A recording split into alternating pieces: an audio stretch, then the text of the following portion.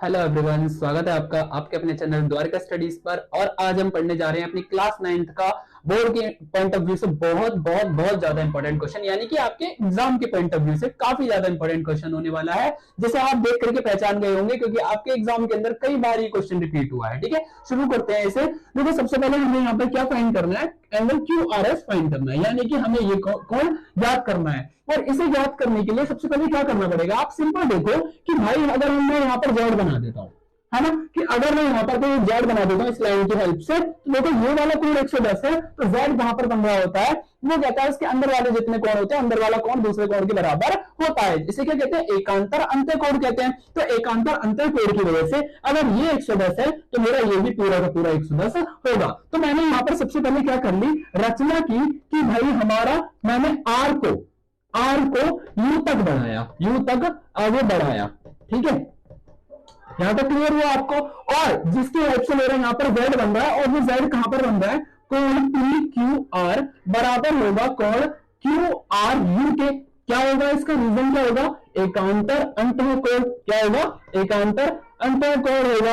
और जिसके कारण मेरा ये 110 है तो मेरा ये भी 110 हो जाएगा। ठीक है, यानी कि 110 दिया हुआ है तो हमारा क्यू आर यू भी 110 डिग्री हो गया। अब मेरा ये पूरा कोण जो है 110 डिग्री है, ध्यान से समझना। मेरा ये वाला जो पूरा कोण है वो 110 डिग्री का है, तो इसका मतलब क्या हुआ, मुझे तो सिर्फ ये वाला चाहिए ना, आधा वाला। तो मैं क्या करूं, इस पूरे के पूरे 110 में से अगर इतने कोण को हटा दूं, अगर इस पूरे में से इतने कोण को हटा दूं तो मेरा ये बच जाएगा। लेकिन उसके लिए मुझे ये कोण पता होना चाहिए, तो उस कोण को कैसे पता लगाएंगे, तो आप देखो ये वाला कोण और ये वाला कोण दो संगत रेखाओं के बीच में बन रहा है। किसके बीच में, ये दो संगत रेखाएं, एक ये वाली और एक ये वाली, इसके बीच में बन रहा है। ठीक है, तो भाई या फिर आप तिर्यक रेखा बोल सकते हैं, तिर्यक रेखा के बीच में दो संगत कोण बन रहे हैं, तो इसका मतलब ये 180 डिग्री के होंगे। तो भाई हमारा कोण आर एस टी प्लस कोण आर एस आर यू दोनों 180 डिग्री के होंगे, क्योंकि एक तिर्यक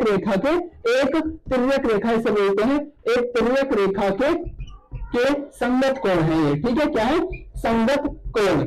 क्लियर हो गया यहाँ तक। और ये 180 डिग्री के हमारे होते हैं, जिसमें मुझे आर एस टी की वैल्यू कितना पता है, 130 पता है। तो एस आर यू बराबर में 180 डिग्री।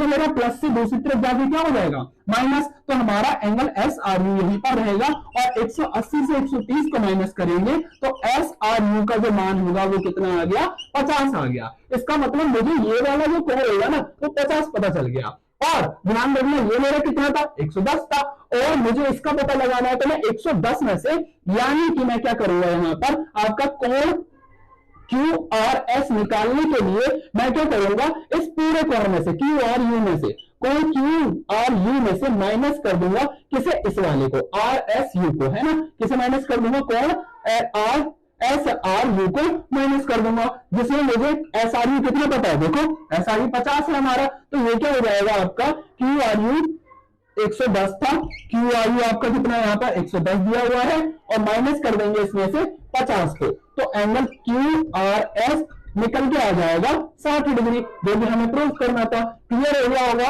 है ना। अगर वीडियो अच्छी लगे तो लाइक शेयर एंड सब्सक्राइब करो, और मुझे कमेंट करके बताओ जल्दी से कि कौन कौन से ऐसे क्वेश्चंस हैं जो कि आपके लिए डाउटफुल होने वाले।